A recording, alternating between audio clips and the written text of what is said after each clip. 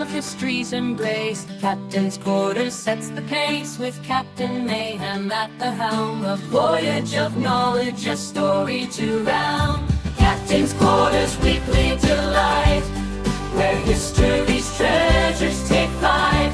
Led by Mayhem, Longwood, and Joe, they explore the past, row by row.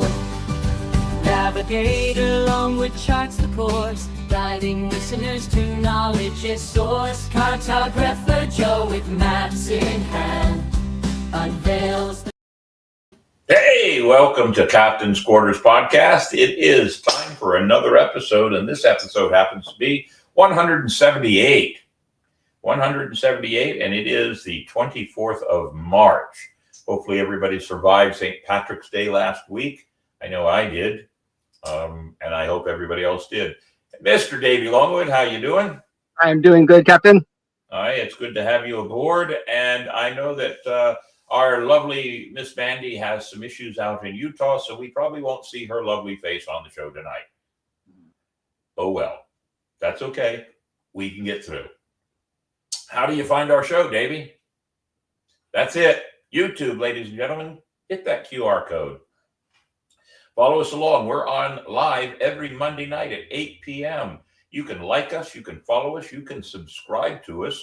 It's a trifecta, and I love it when everybody likes us, but the other two are just as important. So, ladies and gentlemen, do follow along and be a part of our show. We'd love to have you. And on that note, I say cheers to each and every one of you. We have changed over the last couple of weeks. We've changed the format of our show. We've shortened some things down. We've tried to keep from being too boring. But we like to kick it off in this week, as we have been now for the last couple, with a little visit from Minnie Mayhem. Minnie Mayhem always has something comical, not always funny, but something comical. And Minnie Mayhem is brought to us by Salt City Comics out of Utah. What do you got, Minnie? Show us along. Hi, mates. Minnie Mayhem here with Joke of the Week. Sponsored by our cartoonist friend Travis Romney of Salt City Comics. What happened when the pirate threw a green rock in the Black Sea? Think about it, and I'll give you the answer at the end of the show. Oh, I might know that one, but we'll see. Davey, I just had a thought. Maybe we ought to have a contest and have some people send in their own jokes and have Minnie Mayhem do those jokes, and maybe we pick out the best one and once a month or something. Yeah, that'd be cool. And then what we could do is, by doing that, we can actually say this joke presented to Minnie Mayhem by so-and-so and give them credit. Hey, that might be a new idea we should think about. What do you think? I like it. All right. I see Will the Historian is on board, and I see Ransom Mayhem on board. And I see Zachary Harker from Michigan and Nightingale in Florida. Very good. I want to try something real quick, Davey, because I see. There we go. Just that real quick. I wanted everybody to see. Ransom Mayhem, I see you're on board. I know it's a little hard to see, but I have Ransom Mayhem sitting in the studio with me. Anybody see? Ransom Mayhem sitting right there in the studio with me. I thought it was kind of funny, but anyway. On that note, ladies and gentlemen, this week in Nautical History, sponsored by our good friends at Ancient City Sirens. They will be, ladies and gentlemen, out at the Seafood Festival, which we'll be talking about with us. They'll be out doing a couple of sets at the Seafood Festival. Ancient City Sirens, you want good dance? Well, we've got to really bring them aboard. So, ladies and gentlemen, let's see This Week in Nautical History by Ancient City Sirens. We begin this week in nautical history on March 24th, 1860. Clipper Andrew Jackson arrives in San Francisco, 89 days out of New York. March 25th, 1598. Cornelius de Houtman's fleet departs Amsterdam for East Indies. On his second voyage, in search of the then exotic spices, cloves, nutmeg, mace, cinnamon, and pepper. March 26, 1943. Battle of Komandorski Islands. Naval battle between American Navy and Japanese imperial forces in the Pacific Ocean. Ends inconclusively. March 27th, 1513. Spaniard Juan Ponce de Leon and his expedition first sight Florida. March 28th, 1941. Sea battle at Cape Matapan. British fleet under Cunningham defeats Italy. March 29th, 845. Paris is sacked by Viking raiders, probably under Ragnar Lodbrok, who collects a huge ransom in exchange for leaving. And finally, on March 30th, 1909, New York's Queensboro Bridge opens, linking Manhattan and Queens. And that was this week in nautical history. Some very good ones there, Davey. That one about the Vikings taking over Paris. Wow. And then they said, we'll leave if you pay us. I'm thinking maybe I ought to try that. Mayhem comes around and bothers you and pay me and I'll leave. I like that. We got to think about that. Let's see. And away we go. There's Jim and Mayhem. Ransom Mayhem just said, I'll click on it there.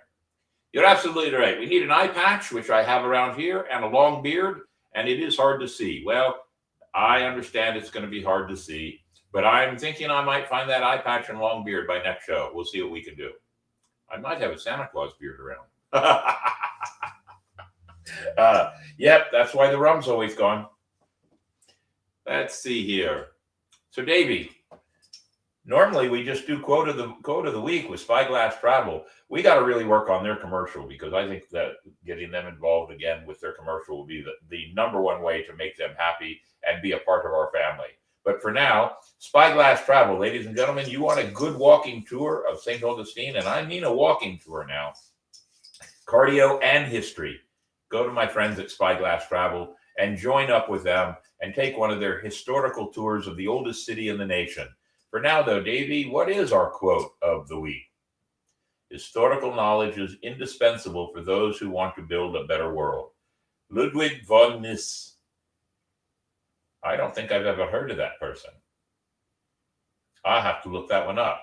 That's a good one, though. Since we talk about historical knowledge here, Davey, I think that's very appropriate for this one. Very good. I like that. Very good, Davey. And of course, we go from quote of the week to 8 bells. I do know there's at least one very famous 8 bells we're going to talk about. But for now, 8 bells is sponsored by our good friends at Marco's Pizza. You want a really great pizza? And they do a doggone good job. You want to call up Marco's Pizza. They now have 2 locations here in St. Augustine, and it's time for us to get involved in their second location.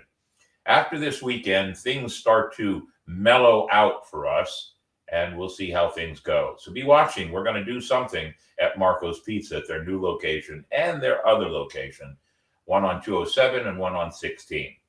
For now, though, Davey, what do we have? We have 4 8 bells. 4. Let's see what we have. And of course, there it is, ladies and gentlemen, the very most knowledgeable one for everyone. George Edward Foreman, an American professional boxer, businessman, minister, and author. In boxing, he competed between 67 and 97 and was nicknamed Big George. He was a 2-time world heavyweight champion and an Olympic gold medalist. He is the namesake of the George Foreman Grill. Foreman was inducted into the World Boxing Hall of Fame and International Boxing Hall of Fame. The International Boxing Research Organization rates Foreman as the 8th greatest heavyweight of all times. He was 76 years old. Larry Tamblyn, born February 5th, 43, the lead vocalist and founder of the Standells, are an American garage rock band from Los Angeles, California, formed in the 60s, who have been referred to as punk band of the 60s and said to have inspired such groups as the Sex Pistols and the Ramones. They recorded the 1966 hit Dirty Water. On December 23rd, 2023, Larry Tamblyn was inducted into the California Music Hall of Fame. He was 82 years old, ladies and gentlemen. Number 3, Kenneth Wayne Sims, an American professional football player who was a defensive end for 8 seasons with the New England Patriots of the National Football League. during the 80s. He played college football for the Texas Longhorns, earning consensus All-American honors twice. Sims was selected by New England with the first overall pick of the 1982 NFL Draft and played professionally for the Patriots, including the season they went to the Super Bowl 20. He was 65 years old. George Bell was the tallest man in the United States at 7 feet 8 inches tall, as recognized by Guinness World Records. He was a deputy sheriff in Norfolk, Virginia. He played college basketball at Morris Brown College, Biola University, with the Harlem Wizards and Harlem Globetrotters show teams. Bell was featured on AMC show Freak Show throughout its 2 seasons. He also appeared on a season 4 of American Horror Story. He was 67 years old. Very good. Some very notable ones, Davey. Very, very good. I'm sure, ladies and gentlemen, that we may miss some once in a while. You can send us a message if you think we've missed somebody that's important. But we have decided to keep 8 bells down to at least 4 so that we just don't get boring. But on that note, 4 really good ones, Davey. I cheer everyone, and let us honor them, their fans, and their families with 8 bells.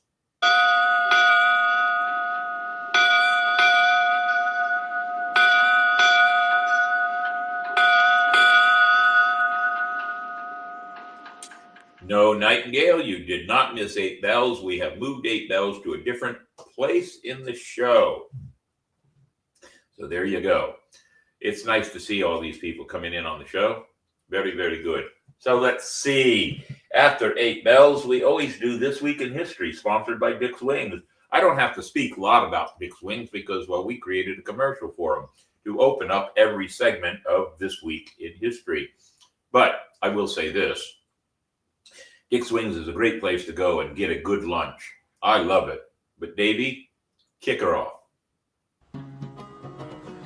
Where does the captain take his hungry crew for a good lunch special? Why, Dick's Wings. Daily lunch specials even a pirate could afford. Why, look, a table filled with flavors and tastes for even the most discriminating of pirates. A great lunch and a great time is always had by all at Dick's Wings, St. Augustine, Florida, US 1 South. We begin this week in history on March 24th, 1958. Elvis Presley joins the U.S. Army. March 25th, 1954. RCA manufactures the first color TV set, featured a 12.5-inch screen, and cost $1,000. March 26, 1945. Allies led by U.S. Marine Corps secure island of Iwo Jima from Imperial Japanese Army after 18,000 Japanese and 6,000 Americans killed. March 27, 1980. Mount St. Helens becomes active after 123 years. March 28, 1964. Madame Tussauds Wax Museum in London unveils figures of the Beatles. The waxworks later appear on the Sgt. Pepper album cover. March 29, 1848. Niagara Falls stops flowing for 30 hours due to an ice jam in the river upstream. And finally, on March 30th, 1867, the United States buys Alaska from Russia for $7,200,000. That's about $109 million in 2018 dollars, roughly 2 cents an acre. And that was This Week in History. Wow. Very good. One on the Beatles was interesting. I like that one. So let's see. A Shot Across the Bow is always next. Thank you, Davey, for popping that up. And I do have something, but I didn't write anything. I was supposed to, if I could, go to the city council meeting at St. Augustine tonight, but I did not because of the timing of our show. So I did write a letter. The city council is just trying to make a decision and or railroad a decision through to change the night of lights, to cut it from what it is now, which is approximately 9.5 weeks, down to 6 weeks. They're trying to fix the problem because the problem they believe it is because the city is just too crowded and can't handle the influx of people coming in here for the holiday season. There are a couple of reasons why I think this is balderdash and BS and really just not good thinking on the part of our city council, who actually should use good thinking. The first thing, they are paying a consultant firm to come and do a study. That will cost thousands and thousands of dollars. All they have to do is talk to some of the people that are actually in the midst of it all, as I was, almost every night of the Night of Lights. I could give you a rundown of everything I think was ridiculously silly. But they want to spend our money, or the tax money of the residents of St. Augustine, to do this study. I find that to be ridiculous. And in fact, believe it or not, as far as I'm concerned, when any government wants to do a study, I feel somebody is getting a little extra money on the side. We don't need to do a study. We vote our politicians in because we hope they're smart enough to figure out what is supposed to be proper and right, and they do it. But if they have to hire somebody to do a study, it just to me looks like they're shuffling off their work to somebody else. That's the first point. Second point, if you take an event that has become so well loved by people all over the state of Florida, St. Augustine is the #1 day destination place in the state. And you take an event that's 9 weeks plus long and squeeze it to 6, all those people are still going to come. They're just all going to now come in that 6-week period of time. And there'll be a small percentage that won't because of the timing, but almost all of them will come anyway because this event has become so loved. So you're not fixing the congestion problem. You are now making it worse. Here's another problem. Pedestrian and vehicular traffic. Both of them may appear to be separate, but are interlinked. And here's my thought. If you take care of controlling the pedestrian traffic, the vehicular traffic will not be as big a problem. Example, we just allow people to walk anywhere they want in the streets of St. Augustine. They don't want to use a crosswalk, they just walk anywhere. Constantly during the Night of Lights, constantly. That causes vehicular traffic to stop. Sometimes stopping so abruptly, there is almost a collision of people behind them. Stop doing that. People, if you're walking in St. Augustine, use the crosswalks. Don't use the street. I've seen many parents pushing strollers out between 2 parked cars, and the first thing you see, and I've been driving down there in the golf carts, the first thing you see is that stroller. That little child is going to be the first one hit because we're allowing jaywalking. Put officers down there. Start writing tickets. Here's a better way to handle it. You know those barricades they use at concerts? We've used them at all of our events out on Francis Field. Put those barricades around the town square, except for an opening at the 5 crosswalks that exit and enter into the town square. There's one at each corner, and there's one going into Abilene Street. Put those barriers up and make people use the crosswalks. Here's another thought.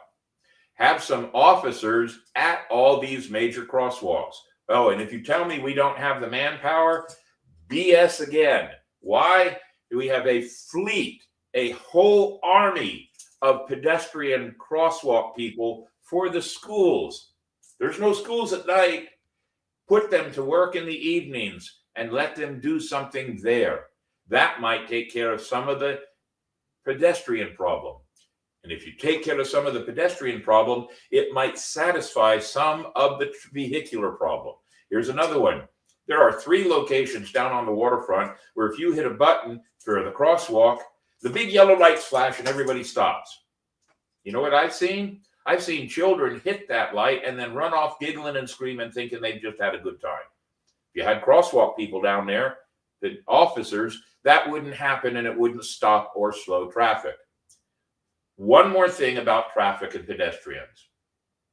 Stop letting Uber and Lyft drivers drop off and pick up anywhere they damn well please. The middle of the street? No. Give them a section that they can put and let those people walk. If you ride an Uber or a Lyft downtown or out of town, you can walk a block to get your ride. You do not need to be dropped off in the middle of the street at your destination and stopping and creating havoc for the rest of traffic. And one more thing. If you're driving along in the traffic and you stop and get out of your car to take pictures of all the lights, well, I shouldn't say what should happen to you, because then people will get upset with me because I'm promoting some kind of a violent act. All we need to do is start enforcing the laws and the regulations and the street ideas that we have in place, and it might take care of some of it. Now, if that doesn't take care of it, maybe then you need a consultant. But some of the traffic signs that we have, there's one particular place in St. Augustine coming off the town square, making a left-hand turn so you can go over to King Street. There is no stop sign making that left-hand turn, but everybody keeps stopping there. No stop sign. Keep driving. It's through traffic. The only stop sign is on the other side coming in. Oh, and when you get to that intersection at King Street where you can only turn left or right, the signs actually say you can turn left or right on red. Quit sitting there waiting for no traffic. We really, really have a problem here, and the problem is not needed with a consultant. The problem is to enforce what we have. And that might make the Night of Lights much, much better. By reducing the time and creating more people, the restaurants and the locations, the bars, already have a problem with too many people. But they enjoy the income that comes from all of this. This time frame is a great influx of money for the city, not just the businesses, but all the waiters and the waitresses and the tip-oriented people. It is a great opportunity to make money. I happen to know that one. And you're going to ruin it. You're going to ruin it because a few people can't follow the law. I just don't know what to tell you. The fix is in taking what you have and fixing it, not removing it. Upon that note, ladies and gentlemen, think about it. All festivals have this issue. You fix the issues. You don't surgically remove everything. If you can't tell, yes, I'm aggravated. And here's the last thing I'm going to say. What makes it so aggravating, the city council can do just about anything they want, because most of the people that live inside of St. Augustine, not all of them, not a good portion of them, but the few that scream and whine and bitch them the most, they're the ones the city council is going to listen to. And the city council makes decisions that affect more than just the people that live in St. Augustine. Everybody that comes into St. Augustine, restaurant, bar, workers, bartenders, servers, cooks, you name it, the largest portion of them live outside the city of St. Augustine, but we don't have a voice within the city of St. Augustine. That makes it very, very, very tough, and it causes a lot of friction. City Council, your meeting was at 5 o'clock tonight. I have not heard what was going to happen. I hope that you did not make a poor, rash, childish decision. Upon that note, I'm going to have a drink. Thank you, Davey, for putting me in there. Thank you.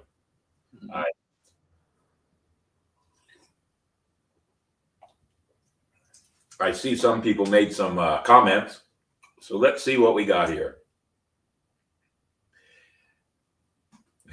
Jim, that's funny. I kind of agree with you, except that, well, then hire some others. This one, definitely need more police at intersections for traffic control. Absolutely right. It would take care of the problem. I know that over in Panama City Beach, you've been in front of our place where people pull up and park in front of our driveway and all over the road. I know. Here's one of the other things we could do. And you could do this, Ransom. I've thought about it. If somebody parks wrong, illegally, or parks in a way that they're blocking traffic, don't give them a ticket. Go ahead and tow them immediately. Tow them. Once the word got out that the city was actually towing people that were stupid, some of the people would smarten up. Tow them. I like this one. Jim, very good. Drones with lasers. Problem solved. I say we put pirates on the corners with black powder. Yep, that might take care of the problem. We have festivals all the time here too. Second Fridays during the summer, Oktoberfest, and Christkind Market, to name a few. We close off streets with barricades and it works. There is a conversation about closing off some of the streets, and they need to do that. Here's the biggest problem, and Jim, you may be able to correct me if I'm wrong, but closing off the waterfront street is US 1, and because it is a state street, it makes it difficult for the city to step in and say, hey, we're going to close it off. I believe that is a problem. I could be wrong, but you could tell me. And yes, black powder and rock salt. That works. Very good. And you're right, Zachary, sometimes you just can't fix stupid. The problem, here's the problem. Out of the 5 city council members, I have only seen 1 downtown at any one time during this time frame. 1. There's 5. They should make it a habit. And if they do, they should make their presence known so that people know they're down there working and coming up with ideas for their constituents. Zachary, Ransom says, Zachary, true, you can't fix stupid, but you can beat the hell out of them. That I agree with too. So it does bother me, ladies and gentlemen. It will, if I continue to do what I do for the tasting tours, I, as a tour guide for the tasting tours, doing the Jolly Guy at Christmas time, just in case anybody's watching, and any of the other tours that we do during that time frame, they could be at risk that all of us will have a reduction in our money. Oh, and one more thing, because it just went in my head. It's been going in and out of my head. So let me throw this one out to you also. Normally, the opening night of Night of Lights is the weekend before Thanksgiving. Part of cutting it down is they decided if they go through with this, they are going to put the opening of the Night of Lights on Thanksgiving weekend. Thanksgiving weekend is the biggest weekend without that for the city of St. Augustine to open our Christmas season, our holiday season. Now they want to take the Night of Lights opening, which fills, there are so many people in the town square on the opening of the Night of Lights that people can't move. Traffic can't move. Nothing can move. Now they want to take that event and put it on top of Thanksgiving weekend. To me, it just shows that there's no actual real thought process going on. Jim, you're right. It didn't stop them for the 450th celebrations, but I believe because the 450th celebration, I believe because the 450th was more of a larger, I don't want to say a city celebration, but a huger celebration, if that is the proper way to say it. You're closing for parade, so I think they're using foot as a scapegoat. They may be. They may actually be. I would agree with you on that. But they could, and they could do another thing too. I saw somebody make this suggestion. They could make it, although it might make it confusing, they could make certain lanes of traffic only for certain kinds of vehicles. There's another one that I kind of have a problem with, but I don't. My dad always told us that if we had an issue with something, complaining about it doesn't solve the issue, but coming up with ideas, which I've done in my speaking here now, I've got ideas that I've thrown out and I've sent them to the town council. If you don't have ideas, you're just a bitcher and a whiner. So one of the things that really and I'm losing my words here because I just saw something else. One of the things that they need to do is they need to just understand they can't fix these things by just cutting it all up. Yeah, Jim, you're absolutely right. The vice mayor, and I did talk to two people, somebody on the police force downtown, who said that he's not sure that the vice mayor has the whole council behind them yet. So we'll see. I haven't seen anything. I've kept my other information up here, waiting to see if anything comes of it. I just find it ridiculous, more so than anything else, that any group of politicians, before they can make a decision, they feel they have to spend more money to get a consultant firm. I think that's ridiculous and a waste of money. I also find it a waste of time to hire people that are making decisions. And from everything I've heard, and I probably shouldn't say it this way, but from everything I've heard, the vice mayor just doesn't like it. And there are some people in St. Augustine that if they had their way, there's a whole lot of things that would be removed from the city of St. Augustine. But let me give this fast and final warning. When you start mucking about with the tourist industry in a city that only has one income, tourism, it's not a good ending. And I'll leave it at that. And let's see. Jim says, we have parade routes. We need to look at Nights of Lights as a parade event on weekend nights from 6 to 11 and work it as such. That's a good suggestion. And then the rest of the week, who knows? But you're absolutely right. And this one, consult the locals, not someone from outside for the money. That's what I keep saying. I actually, in one of my letters, said I would have done it for free. But enough of my ranting. As we say, a shot across the bow is actually going to be one of those times. And Davey, this is probably one of those times you should have put up. Now you know why the rum's always gone. All right, that stinks. Yep, you're absolutely right. So, ladies and gentlemen, I've had my time, and I'll leave it at that. But from everything I see, whether you live in St. Augustine or you live in Panama City or you live up in northern Alabama, festivals do create problems. But good city council and good politicians who are responsible for those festivals will make good decisions so they don't jeopardize the people around them. Enough said. So, Davey, on the horizon, I can only think of a couple of things to think about, and that's the Seafood Lions Festival, which is this weekend, ladies and gentlemen. And ladies and gentlemen, we will be there, the St. Augustine Swashbucklers, and Miss Gina, and let's see, who else is going to be there?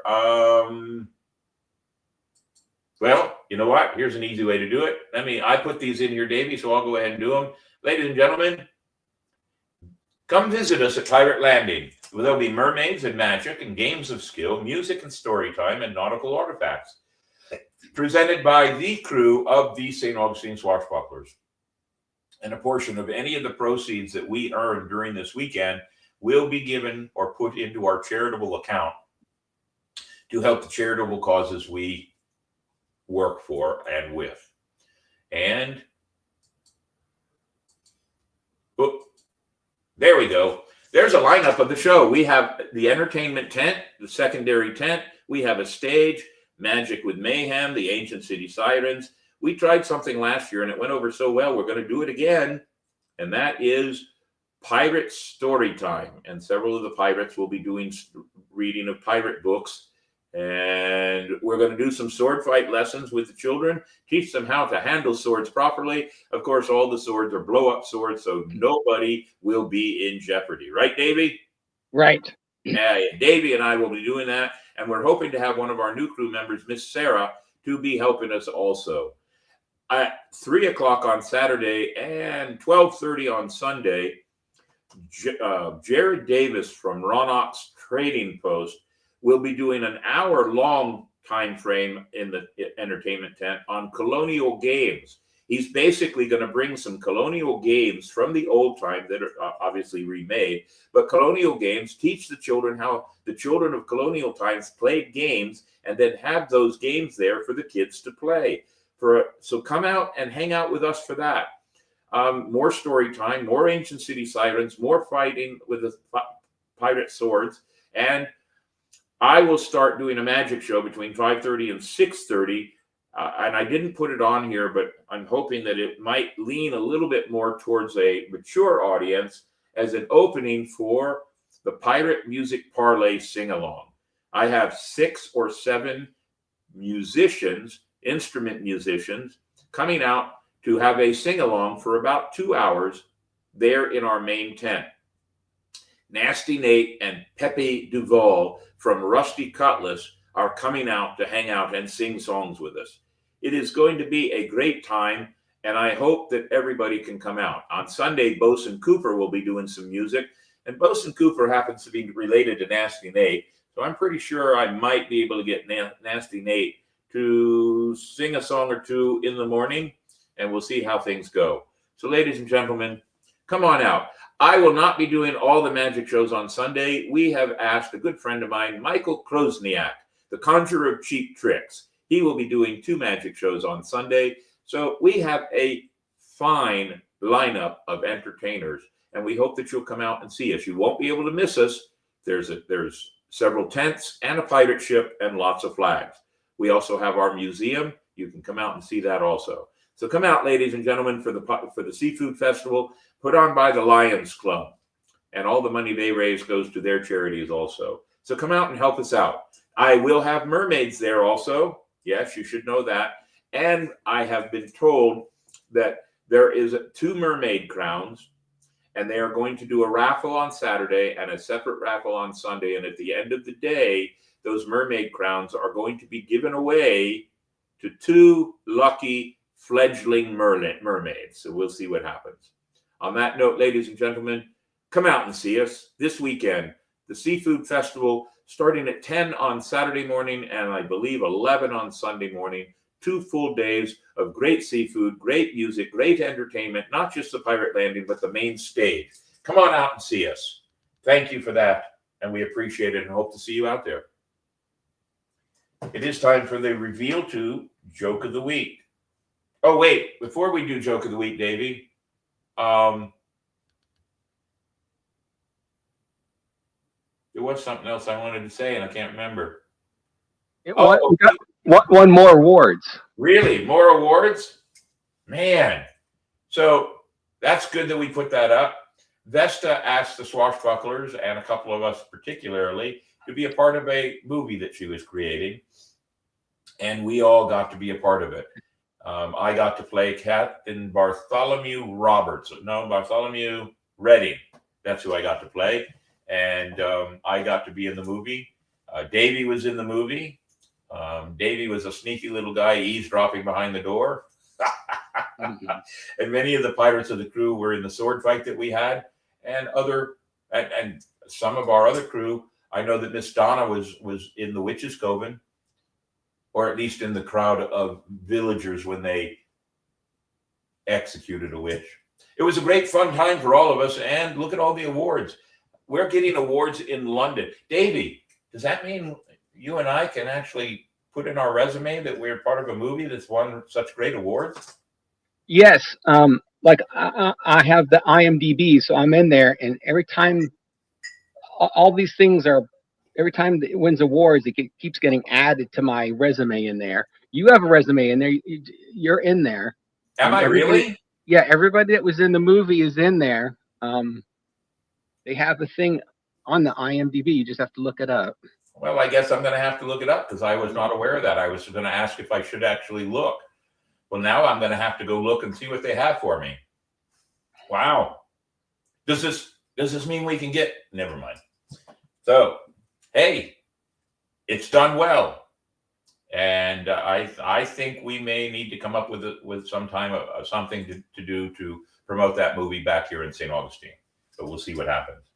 So it is now time for guests on the horizon, which I don't have. Ladies and gentlemen, I do have to tell you, and Davey knows, January, February, and March has been really ridiculous. We have done more tours in school tours in the Pirate Museum than we ever have done before in any January, February, March timeframe.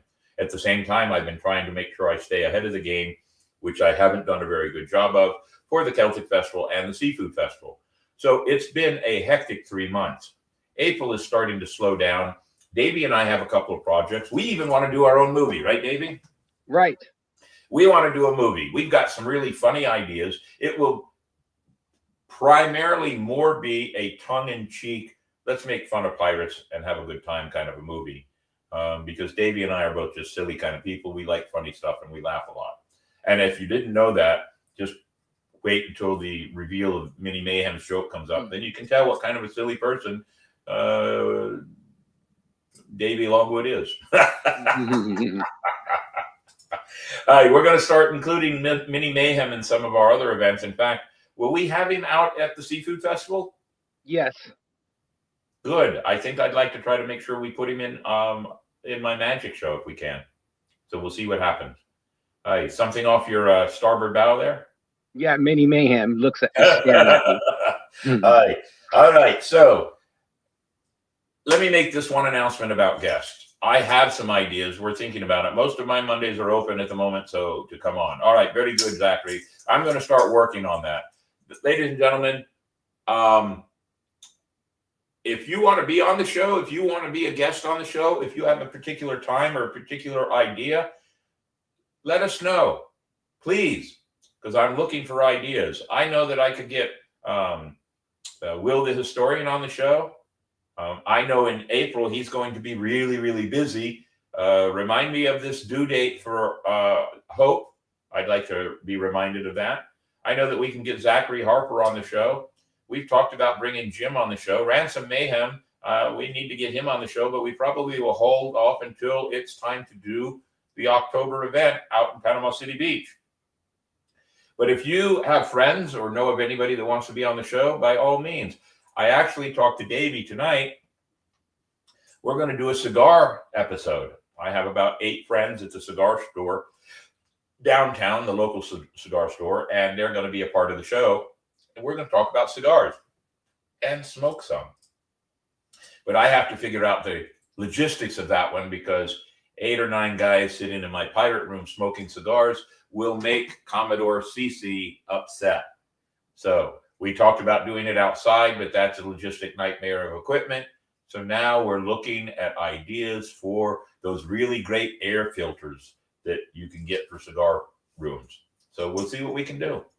On that note, let's hear from Minnie Mayhem and the reveal of his joke with the green rock and the Black Sea. Okay, it's time for the answer to the joke of the week. What happened when the pirate threw a green rock in the Black Sea? The answer is, it sank to the bottom. I see Mandy Joe is in tears.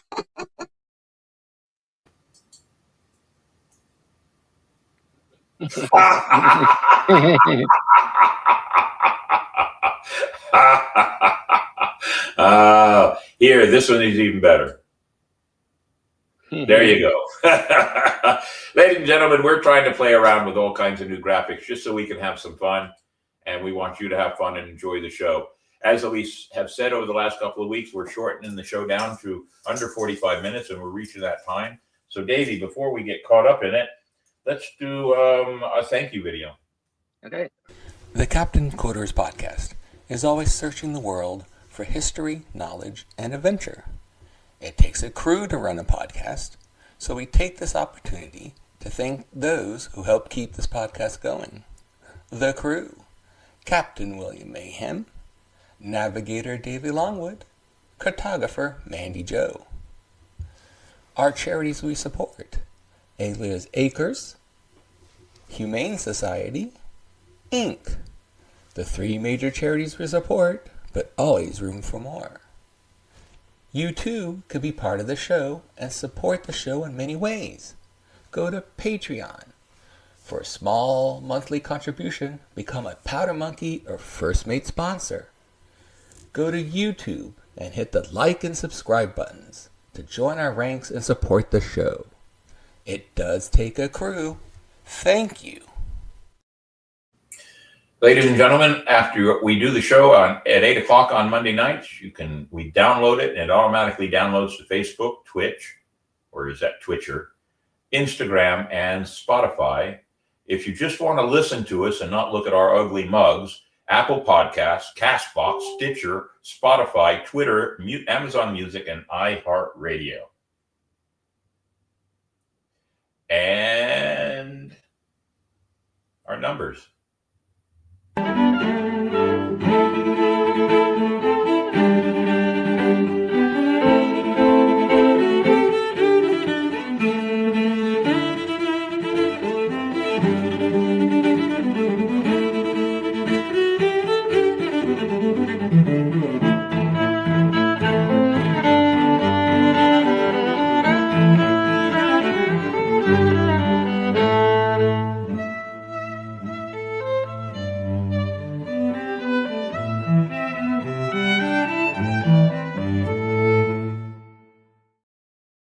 Good job, Davey. Good job. I always like that. Our numbers are really getting good again. I like that. I saw a couple of other things here. Jim, this is a good question. I agree with you. Why is that person not involved? And Matt Ransom, you're absolutely right. One of the problems is they bring people in from out of town. They don't really care about the town. They don't care about the town. They don't care about the situation. All they care about is the money. That is it. And it doesn't really solve the problem. Just borrow a filter machine. Well, I'm not going to borrow one. I'm looking at some, and I found some, and I'm going to buy one or two. My pirate room is 958 square feet. So I found a few that will take up to 1,000.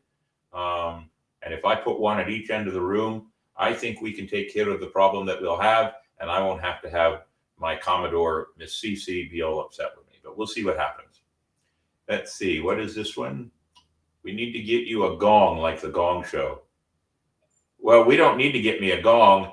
Davey needs to find the sound effect for it. We have other sound effects, right, Davey? What else do we have? Yeah. We don't have I don't have a gong. We don't have a gong. We have 8 bells, obviously. But we have a couple of others. Maybe that one. That's a good cannon shot. I like that. So, ladies and gentlemen, we've reached that point that if we had a guest, we would go off the air and then back on and allow certain people to be a part of the show where you can watch the guest in a longer segment. But for now, we'd like to just say thank you. Mail us. Send us some information. Watch us. Subscribe to us. You know how it goes. We want everybody to be a part of our show. We're trying to build up a big audience. So, ladies and gentlemen, did you see that, Davey? You just scared her cat. You know what, Davey? That reminds me. You know what we need to do? Find a dog and a cat noise now, too. Then we'll start going ahead and really messing with everybody's animals. George Foreman made more on grills than boxing. I think George Foreman made more on almost everything over boxing, to be honest with you. All right. Ladies and gentlemen, it's been a good show. It's been relaxing. I hope that you all enjoyed our show tonight. And we'll see you next week. And next week, we'll be talking about everything we did in the Seafood Festival. And then from there, we have a bit of relaxation time. Let's get some guests on board. Right, Davey? Right. For now, though, we thank everybody. And how do we thank everybody, Davey? Part of the podcast. Part of the crew. Always. We can't do it without you, but as I always say, we could. It's just not as much fun. We want everybody to be a part of the show, and we want you to be a part of the show by telling us what you like and telling us what you would like to see. We thank everybody for watching us out there on the show, and we hope to see you all again next week, 8 p.m. Eastern Standard Time. And by next week, I'll have an eye patch for Ransom Mayhem right over here. On that note, ladies and gentlemen, we'll see you next week. Take her out there, Davey. With wit and charm, they make it.